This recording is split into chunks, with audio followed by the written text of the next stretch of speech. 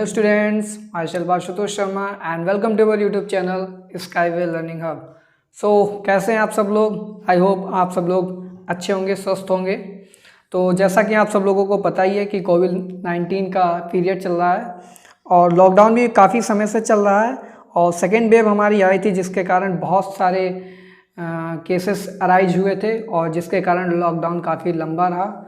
और आप सब लोगों को पिछली बार भी लॉकडाउन पड़ गया था जिसके कारण आपकी पढ़ाई नहीं हो पाई थी और इस बार भी कोविड-19 के पीरियड में सेकेंड वेव जो हमारी आई उस दौरान भी लॉकडाउन लगा है और कुछ जगहों पे अभी भी लॉकडाउन लगा है बट अनलॉकिंग शुरू हो चुकी है। बट फिर भी जो हमारे स्कूल्स हैं या जितने भी एजुकेशनल इंस्टीट्यूशंस हैं वो सारे अभी भी बंद हैं और उनके खुलने की संभावना भी अभी मुझे तो प्रतीत हो नहीं रही है। बट जितने भी स्कूल्स हैं आप सभी लोगों के बंद हैं जिसके कारण आपका बहुत ही नुकसान हो रहा है। पिछली बार भी आपका लॉकडाउन हो गया था तो आपका पूरा सेशन चला गया था और इस बार भी आपकी क्लासरूम्स नहीं ओपन हो पाई, फिजिकली आप नहीं जा पाए। ज़्यादातर स्कूल्स में फैसिलिटी गवर्नमेंट ने बोला कि फैसिलिटी दीजिए, आप ऑनलाइन पढ़ाइए। बट ऑनलाइन अमीर परिवार से हैं, ठीक है, मीन्स जो भी जिनका बैकग्राउंड अच्छा है तो वो तो ऑनलाइन एफर्ट कर सकते हैं बट जो अफोर्ड नहीं कर सकते हैं तो उनका भी काफ़ी नुकसान हुआ है इस लॉकडाउन के चक्कर में। तो लॉकडाउन में देखिए सबको प्रॉब्लम हुई है। तो रही बात ऑनलाइन की, तो ऑनलाइन क्लासेस में भी इतना अच्छा खासा इंटरेक्शंस नहीं बन पाया इस बार क्योंकि किसी को इतना अच्छा खासा एक्सपीरियंस नहीं था। तो फर्स्ट टाइम सभी स्कूल्स ने जिन्होंने भी इनिशिएटिव लिया ऑनलाइन क्लासेस का तो उनका भी इतना अच्छा खासा इंटरेक्शंस नहीं बन पाया था। बट इस बार फिर से लॉकडाउन लग गया तो इस बार भी आपकी क्लासेस नहीं हो पाई फिजिकली। तो ठीक है, तो स्कूल्स में भी आपको बोला होगा कि अभी लॉकडाउन है, अभी क्लासेस नहीं चलेंगी और जब भी क्लासेस चलेंगी तो ऑनलाइन चलेंगी। अब जो बच्चे क्लास 11th में थे, ठीक है, और या फिर जो बच्चे क्लास 9th में थे तो उनके माइंड में बहुत सारे क्वेश्चंस आ रहे होंगे कि मैं तो पास भी हो गया, क्लास 9 पास आउट हो गया, पूरा सेशन भी चला गया, एग्जाम्स भी नहीं हुए, अब तो मेरा बोर्ड आ गया है। और इस बार जो बोर्ड के स्टूडेंट्स थे, ठीक है, वो तो प्रमोट हो गए, 10th के भी प्रमोट हो गए, 12th के भी प्रमोट हो गए, बट अब हमारा क्या होगा? तो आपके दिमाग में बहुत सारे क्वेश्चंस आ रहे होंगे। मीन्स जो रिसेंटली 10th में आए हैं और 12th में आए हैं तो वो सोच रहे होंगे कि क्या करें हम, ठीक है, और कौन करेगा, कैसे होगा, कहाँ से हम स्टार्ट करें, कहाँ से पढ़ें, कहाँ से ना पढ़ें, क्या पढ़ें, कुछ समझ में ही नहीं आ रहा है। और पहली बात तो बहुत से बच्चे ऐसे होंगे कि जो सोच रहे होंगे मैं अभी क्यों पढ़ूँ, कॉलेज स्कूल तो खुद स्टार्ट नहीं हुए अभी। तो स्कूल स्टार्ट नहीं हुए इसका मतलब ये नहीं है कि आप पढ़ाई करना छोड़ देंगे। और बहुत से स्टूडेंट्स ऐसे होंगे कि चलिए हम पढ़ेंगे लेकिन पढ़ेंगे क्या। अब उनको यही नहीं पता हम पढ़ेंगे क्या क्योंकि स्कूल तो बंद है, टीचर आपको गाइड नहीं कर पा रहा है। बहुत सारे स्कूल्स हैं जहाँ पे ऑनलाइन क्लासेस नहीं हो पा रही हैं तो आप क्या करेंगे? तो आप सबके दिमाग में बहुत सारे क्वेश्चंस आ रहे होंगे। तो उसी के ऊपर आज हम एक स्ट्रेटेजी वीडियो लेकर के आए हैं और हम आपको एक राइट स्ट्रेटेजी बताएंगे। उस हिसाब से अगर आप पढ़ते हैं तो अगर बाय चांस मान लीजिए अगले साल तो आई होप कि एग्ज़ाम्स होंगे ही, इस बार तो ज़्यादा कंडीशन ख़राब थी तो इस कारण प्रमोट हो गए थे बच्चे, बट नेक्स्ट ईयर एग्ज़ाम होने वाले हैं। तो अभी रिसेंटली जो क्लास 10th में और क्लास 12th के स्टूडेंट्स हैं वो ध्यान से सुन लें कि अपनी तैयारी अभी से शुरू कर दें और स्कूल के ऊपर बिल्कुल भी डिपेंड नहीं रहना है। स्कूल के ऊपर आप बिल्कुल अगर डिपेंड हो जाएंगे तो स्कूल का सेशन मान लीजिए वो ऑनलाइन शुरू कर रहे हैं जुलाई या अगस्त में, ठीक है, तो आपकी पढ़ाई भी काफ़ी छूट जाएगी। और ऑनलाइन अगर बैचेस चलेंगे तो ऑनलाइन बैच में वहाँ पे स्कूल्स बहुत सारे ऐसे हैं, मैंने देखा कि वहाँ पे पढ़ाया कुछ नहीं जाता है, बस फॉर्मेलिटी की जाती है कि मैंने पढ़ाया है ऑनलाइन, ठीक है। तो आपके दिमाग में जितने भी क्वेश्चन हैं, उनके जितने भी डाउट्स हैं, उन सबको सॉल्व करेंगे और इस स्ट्रेटेजी वीडियो में हम आपको बताएंगे कि आपको कैसे पढ़ना है, क्या पढ़ना है, कब पढ़ना है, ठीक है। तो स्टार्ट करने से पहले देखिए यहाँ पे कुछ लिखा भी है, self study is the best study. और अब हम डिस्कस करेंगे अपनी स्ट्रैटेजी। तो कोई भी स्ट्रैटेजी बनाने से पहले आपको पता होना चाहिए कि अगर उसको हमें इफ़ेक्टिव बनाना है, किसी भी स्ट्रेटेजी को अगर इफ़ेक्टिव बनाना है तो हमको किन किन बातों का याद रखना पड़ेगा। तो वही पहले हम देखेंगे, स्ट्रेटेजी बाद में देखेंगे। उससे पहले हम ये देखेंगे कि हमको किन किन चीज़ों को फॉलो करना होगा जिससे कि हमारी स्ट्रेटेजी बहुत अच्छे तरीके से चले। तो working tools for effective strategy हम देखेंगे। तो सबसे पहले डोंट लूज फोकस। तो पहले नंबर पे तो बहुत ही इम्पॉर्टेंट है कि आप फोकस करिए। ठीक है, आपका फोकस काफ़ी अच्छा होना चाहिए और इधर उधर आपका मन बिल्कुल नहीं भटकना चाहिए। आप जिस टाइम पढ़ रहे हो तो कोई भी डिस्टर्बेंस नहीं होनी चाहिए, कोई भी डिस्ट्रैक्शन नहीं होनी चाहिए, ठीक है। फोकस आपका केवल और केवल आपकी अपनी स्टडीज़ पे होना चाहिए, आपका जो एम है, आपका जो लक्ष्य है उस पे होना चाहिए। और जब लक्ष्य आपके पास होगा तो आप सिंपली आपका मन भी लगने लगेगा पढ़ाई में। तो फोकस रखिएगा केवल और केवल आपकी स्टडीज़ पे। जब भी आप पढ़ रहे हो तो किसी और चीज़ पे फोकस मत ले जाइए, फोकस केवल और केवल आपकी स्टडीज़ पे होना चाहिए। पता चला मैसेज आ रहा है किसी का तो आप क्या भटक गए, अरे पहले मैसेज पढ़ लें यार, पढ़ाई तो बाद में भी कर, ऐसा नहीं करना है। उसके बाद क्या है, कंसिस्टेंसी बना के रखनी चाहिए आपको। ये नहीं कि आपने 2-3 दिन फॉलो की स्ट्रेटेजी, उसके बाद आप अरे चलो फिर से यार 2-3 दिन बाद शुरू करेंगे, ऐसा नहीं करना। आपको कंसिस्टेंट रहना पड़ेगा, ठीक है। और उसके बाद मोस्ट इम्पॉर्टेंट है सेल्फ कंट्रोल। अब सेल्फ कंट्रोल क्या होता है कि जैसा कि आपके मोबाइल में आपके पढ़ रहे हैं, ठीक है, और आपके माइंड में चल रहा है यार इंस्टाग्राम पे मैसेज भी हमको चेक करने हैं, यार वो फ्रेंड है हमारी जो क्लासमेट, उसने भी मैसेज किया होगा, ये भी चल रहा होगा, बहुत से स्टूडेंट्स के मन में चल रहा होगा। कुछ लोग अगर इंस्टाग्राम नहीं चला रहे तो फेसबुक चला रहे हैं, तो फेसबुक उनके माइंड में आ रहे हैं यार स्टोरी भी हमको लगानी है और यार हमको रिप्लाई भी करना है उसका। कुछ लोग सोच रहे होंगे मुझे व्हाट्सएप भी चलाना है, ठीक है। तो सोशल मीडिया से आपको बिल्कुल ही दूर रहना पड़ेगा पढ़ाई के समय। और वो दूर कैसे रह पाएंगे, जब आपके अंदर सेल्फ कंट्रोल होगा।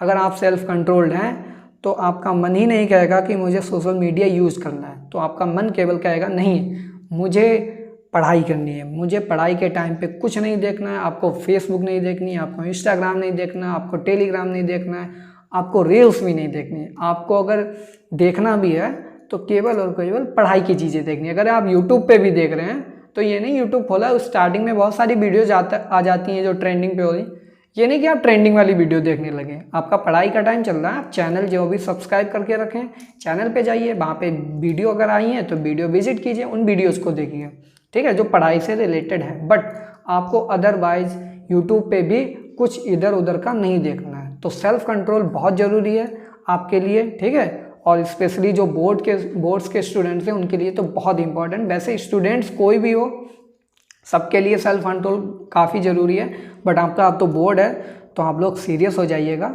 और इन बातों को याद रखिएगा। तो ये 3 चीज़ें थी जो बहुत ही इंपॉर्टेंट है किसी भी स्ट्रेटेजी को इफ़ेक्टिवनेस बनाने के लिए। अगर ये 3 चीज़ें आपके पास नहीं हैं तो आप किसी भी स्ट्रेटेजी को फॉलो नहीं कर पाएंगे। ज़्यादा से ज़्यादा आप 1 हफ्ते तक क्रेज़ आपके अंदर होगा कि हम 12th में आ गए, हम 10th में आ गए, तो आपके अंदर क्रेज़ होगा कि मैं ये स्ट्रेटेजी फॉलो करूँ। बट आप थोड़े दिन बाद क्या हो जाएगा, आपकी स्ट्रेटेजी फॉलो नहीं हो पाएगी। तो ये 3 पॉइंट याद रखिएगा और आगे बढ़ते हैं, स्टार्ट करने वाले हैं। तो कैसे वाले हैं और स्टार्ट करते हैं अपनी फर्स्ट स्टेप से। तो यहाँ पे फर्स्ट स्टेप क्या है, फर्स्ट चेकआउट योर सिलेबस। तो पहले नंबर पे आप 10th में या 12th में, पहले नंबर पे आप लेटेस्ट जो आपका सिलेबस सीबीएसई ने पब्लिश किया है या फिर आप किसी भी बोर्ड से हो, आईसीएसई से हो, किसी भी बोर्ड से हो, तो पहले नंबर पे अपना सिलेबस चेक कीजिए, ठीक है। और सिलेबस का फुल एनालिसिस कीजिए कि कितने चैप्टर्स हैं, ठीक है, कितनी यूनिट्स हैं और हमको क्या क्या पढ़ना पड़ेगा। उसी हिसाब से आप अपना टाइम टेबल भी शेड्यूल कर लीजिएगा। सेकेंड स्टेप हमारा क्या रहेगा, make a proper time table. Time table आपको प्रॉपर बनाना होगा और टाइम टेबल में आपको स्लॉट्स ले लीजिए। जैसे कि आपने 1 घंटा पढ़ा, उसके बाद आप 15 मिनट का गैप ले लीजिए, ठीक है। फिर आपने पढ़ा 1 घंटा, उसके बाद फिर से 15 मिनट का गैप ले लीजिए, फिर से पढ़ा, फिर आप क्या लीजिए, पावर नैप ले लीजिए, आप 30 मिनट का गैप ले लीजिए, ठीक है। थोड़ी सी नींद मार ली 30 मिनट के, अलार्म लगा लिया, फिर से उठ गए, ठीक है। पावर बूस्टर भी लीजिए, उस टाइम उसको बोलते हैं पावर नैप, ठीक है। तो सेकंड स्टेप हमारा क्या रहेगा, अब make a proper time table. तो टाइम टेबल भी अपना प्रॉपरली बना लीजिएगा। उसके बाद थर्ड पॉइंट पे चलते हैं। थर्ड स्टेप हमारा ये रहेगा, focus more on your main subjects. अगर आप क्लास 12th में हैं तो आपको फिजिक्स और मैथ पे फोकस ज़्यादा रखना होगा। अगर आपका केमिस्ट्री पसंदीदा सब्जेक्ट है या फिर आप तीनों को रखें, फिजिक्स केमिस्ट्री मैथ, इन 3 सब्जेक्ट्स को आप ज़्यादा फोकस करिए। और बाकी के आपके जो सब्जेक्ट्स हैं जैसे कि इंग्लिश है, ठीक है, या फिर ऑप्शनल सब्जेक्ट में आपका फिजिकल भी होता है, कंप्यूटर भी है, तो उनको आप कम टाइम दीजिए क्योंकि वो सब्जेक्ट्स ऐसे हैं जिनको आप कवर कर सकते हैं। बट आपके जो मेन सब्जेक्ट्स हैं फिजिक्स केमिस्ट्री मैथ, इनको टाइम ज़्यादा दीजिए और रेगुलरली दीजिए, ठीक है। और ऐसे ही क्लास 10th वाले हैं जो साइंस को और मैथ्स को प्रायोरिटी दे सकते हैं, मैथ्स और साइंस पे ज़्यादा फोकस करिएगा। और तो फोकस आपका होना चाहिए मेन सब्जेक्ट्स पे। उसके बाद make hand written notes because it will reduce the burden of. तो पहला पॉइंट क्या है यहाँ पे कि आपको हैंड रिटन नोट्स बनाने हैं, ना कि किसी से मांगने हैं कि भैया हमें नोट्स दे दो या दीदी हमें नोट्स दिलवा दो आपके, ठीक है। तो नोट्स आपके किसी से नहीं लेने, आप जो भी पढ़ेंगे उसी टाइम पे नोट्स बनाते जाइए, क्योंकि आपका नोट्स जो आप बनाएंगे खुद के, उससे क्या होगा, आपका रिवीजन का बर्डन दूर हो जाएगा। ये नहीं होगा कि यार नोट्स हमने दूसरे से ले लिए, अब आप पढ़ेंगे तो है नहीं, क्योंकि नोट्स आपके पास रखें। अगर आप खुद नोट्स बनाएंगे तो क्या हो जाएगा, आप दोबारा जब देखेंगे तो आप अरे हमने तो ये पढ़ा था ऑलरेडी, पढ़ा था क्या मतलब, आपने हैंड रिटन नोट्स बनाए थे तो आप कुछ तो याद हो जाएगा। तो एक तो रिवीजन का बर्डन दूर हो जाएगा, राइटिंग स्पीड भी आपकी काफ़ी अच्छी हो जाएगी। जब आप डेली नोट्स बनाएंगे तो आपको एग्जाम में दिक्कत नहीं होगी राइटिंग स्पीड की, और एक्यूरेसी भी आपकी आ जाएगी, क्योंकि आप चीज़ें वो चीज़ लिख चुके हैं ना, और फर्स्ट टाइम आप लिख चुके हैं, सेकंड टाइम फिर से लिखेंगे तो आपकी एक्यूरेसी भी हाई हो जाएगी। अब पता चला नोट्स तो बना ही नहीं रहे, अब डायरेक्ट एग्जाम में बैठने चले गए, लिख रहे हैं, ठीक है, तो आपकी एक्यूरेसी भी वहाँ पे नहीं आएगी। तो एक्यूरेसी, राइटिंग स्पीड, रिवीजन। और लास्ट पॉइंट क्या है, टाइम मैनेजमेंट। और यहाँ से आपका टाइम मैनेजमेंट भी काफ़ी अच्छा हो जाता है, क्योंकि आप नोट्स बनाएंगे तो उसमें टाइम मैनेजमेंट कैसे हो जाएगा। जैसे कि आप लिख रहे हैं तो आपको पता है कि हमको ये क्वेश्चन लिखने में या ये टॉपिक लिखने में इतना टाइम लगा, और उसी के ऊपर अगर क्वेश्चन आ जाए तो आप दोबारा से एनालाइज कर सकते हैं कि हमको इतना टाइम लगा था, इस बार थोड़ी और राइटिंग स्पीड बढ़ाएंगे तो हमारा टाइम और कम हो जाएगा। बट अगर आप नोट्स नहीं बना रहे हैं खुद के, तो क्या होगा, आप जब भी जाएंगे फर्स्ट टाइम अटेम्प्ट करने जाएंगे एग्जाम्स, तो आपका टाइम मैनेजमेंट वहाँ पे नहीं हो पाएगा, क्योंकि आपको पता ही नहीं होगा कि इसमें लिखना क्या है। आप सोचते रहेंगे, सोचते ही रह जाएंगे और आपका पूरा का पूरा पेपर निकल जाएगा। तो बहुत ही इंपॉर्टेंट है कि आप हैंड रिटन नोट्स बनाइए। और बीच रास्ते में हम लोग पहुँच चुके हैं, तो अगला स्टेप हमारा क्या रहेगा, make last minute revision notes. आपको क्या करना है, आपने जो भी चैप्टर पढ़ा है आपको उसके समरी नोट्स बनाने हैं। अब समरी नोट्स का मतलब क्या होता है, निचोड़। आपको जैसे कि आपने नींबू डाला, ठीक है, उसको निचोड़ दिया, रस निकल आया, हमें क्या चाहिए, केवल उसका जूस निकला है, जो भाई तो काम का होता है ना। तो ऐसे ही हमें करना है, हमने जो चैप्टर पढ़ा है हमें उसका निचोड़ निकालना है, सारांश। चैप्टर में क्या है, आप माइंड मैप्स बना लीजिए, ठीक है, 1 या 2 पेज A4 शीट वाले लीजिए, वहाँ पे आप माइंड मैप्स बना लीजिए और शॉर्ट समरी नोट्स बना लीजिए। और क्या कीजिए, उनको पिन कर लीजिए अपनी वॉल पे, आप जहाँ पे पढ़ रहे हैं सामने पे उनको लगा लीजिए। इससे क्या रहेगा, आप डेली आपके सामने जब नज़र जाएगी उस पेज पे तो आपको चीज़ें डेली की डेली वहाँ पे रिवाइज होती रहेंगी। तो एक बहुत ही इंपॉर्टेंट है कि आप लास्ट मिनट रिवीजन नोट्स जरूर बनाइएगा, क्योंकि आपको बोर्ड के एग्ज़ाम के टाइम पे ये बहुत ही हेल्पफुल होने वाले हैं। उसके बाद first priority to NCERT on finger tips. तो आपको कोई भी रेफरेंस बुक पे नहीं जाना है, पहले तो आप NCERT आप अपनी स्ट्रॉन्ग इतनी कर लीजिए कि वो आपके फिंगर टिप्स पे होनी चाहिए। मीन्स आपसे कोई कहीं से भी पूछे NCERT से, सब आना चाहिए। अगर आप NCERT पूरी अच्छी तरीके से सॉल्व कर पाते हैं, उसके बाद ही आप कोई भी रेफरेंस बुक उठाइएगा। तो ये बहुत ही इंपॉर्टेंट है, क्योंकि अब CBSE भी क्या कर रहा है कि NCERT बेस्ड पेपर दे रहा है, तो आपको NCERT तो फिंगर टिप पे होनी चाहिए, उसके बाद ये रेफरेंस बुक को छूइएगा। और उसके बाद हम काफ़ी करीब पहुंच गए अपने सीढ़ियों पे, ठीक है, लास्ट स्टेप पे पहुंचने ही वाले हैं, बस सब्र थोड़ा कीजिए। Make all possible immediate questions on recently red topic. आपने कोई भी एक टॉपिक पढ़ा है, ठीक है, उस पर आप क्या कीजिए, एनालाइज कीजिए कि टॉपिक के अंदर हम क्वेश्चन कौन कौन से बना सकते हैं, ठीक है। अब जैसे कि आपने वर्क पढ़ा, वर्क का एक पूरा कंटेंट पढ़ लिया, वर्क क्या होता है फिजिक्स में, फिर आप क्या है उससे क्वेश्चन बनाइए कि क्वेश्चन क्या बन सकता है, जैसे व्हाट इज़ वर्क, ठीक है, या what is work done, what is the unit of work, ठीक है, what is the dimensional formula of work. तो ऐसे ही आप जो भी टॉपिक पढ़िए उससे 5 से 6 क्वेश्चन तो आराम से बन सकते हैं। उन क्वेश्चंस को बनाइए, एक कॉपी बना लीजिए क्वेश्चंस की अलग, और उन क्वेश्चंस को लिखिए और उनके आंसर खुद ही सॉल्व कीजिए। इससे क्या हो जाएगा, अब आपको एक आइडिया भी लग जाएगा कि इस टाइप से क्वेश्चन इस टॉपिक से आ सकते हैं। फिर आप जब अपनी एग्जाम आइडिया या जो कुछ भी आपका होता है एग्जाम जिसमें क्वेश्चंस दिए होते हैं क्वेश्चन बैंक, वहाँ पे देखिए आपको 80% जो क्वेश्चन आपने बनाए होंगे वो मिल जाएंगे। तो बहुत ही इंपॉर्टेंट है कि आप जो भी टॉपिक पढ़िए उसके आप पॉसिबल नंबर ऑफ जितने भी क्वेश्चन बन सकें वो बनाइए, और ये आपके लिए बहुत ही हेल्पफुल होंगे। उसके बाद after finishing up a topic और a chapter solve the questions asked in board on the same topic और अ चैप्टर। जैसे कि आपने कोई टॉपिक पढ़ लिया या चैप्टर पढ़ लिया, आपने उसके सारे क्वेश्चंस भी बना लिए, ठीक है, कॉपी पे लिख लिए, आपने रिवाइज भी कर लिए वो सारे क्वेश्चंस जो आपने बनाए। फिर क्या कीजिए, आप वो मंगवा लीजिए अपनी जिसमें क्वेश्चन बैंक, जिसमें बोर्ड के क्वेश्चन सारे दिए हों। आप क्या कीजिए, टॉपिक वाइज खोलिए और क्वेश्चंस देखिए जो बोर्ड में आए हों। फिर मैच कीजिए आपने जो क्वेश्चंस बनाए और जो बोर्ड में क्वेश्चंस आ रहे हैं, दोनों में डिफरेंस क्या है, और जो आपके नहीं मिल रहे हैं क्वेश्चन, जो मैच नहीं हो रहे जो आपने बनाए हैं, उन क्वेश्चंस को आप टिक कर लीजिए, फिर उन क्वेश्चंस पे वर्क कीजिए।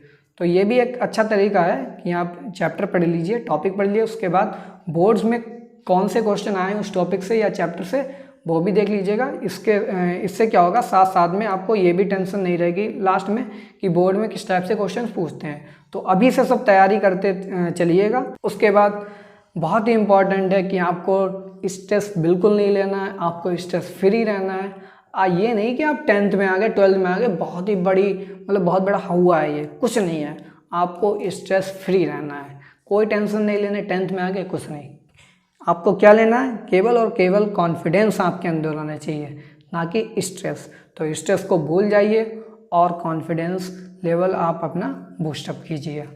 और फाइनली आप जब सब कुछ ये कर लेंगे, ठीक है, मैंने जितनी भी स्ट्रेटेजी बताई है और सेल्फ स्टडी के बेनिफिट्स बताएं और जो हमने टूल्स बताए हैं, ठीक है, किसी भी स्ट्रेटेजी को इफ़ेक्टिवनेस बनाने के लिए, अगर आप इन सब बातों को फॉलो कर लेते हैं तो क्या होगा, देखिए लास्ट स्टेप पे आप पहुंच जाएंगे और फाइनली शाइन लाइक अ सन, और सूरज की तरह बिल्कुल चमकिए।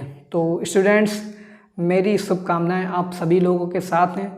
आपका 12th है और 10th भी है, बोर्ड्स के स्टूडेंट्स हो आप लोग, तो मैं आपको बहुत सारी हार्दिक शुभकामनाएं देता हूं कि आप लोग 10th और 12th में आ गए हैं। तो प्लीज़ आप लोग, लॉकडाउन चल रहा है, इसका मतलब ये नहीं है कि आप लोग बिल्कुल फ्री हो जाइएगा। आप लोग प्लीज़ स्ट्रेटेजी बनाइए, प्रॉपर टाइम टेबल बनाइए, उस पर वर्क कीजिए और स्ट्रेस फ्री रहिए और कॉन्फिडेंस लेवल अपना बूस्टअप रखिए through out the session. And best of luck, all the best.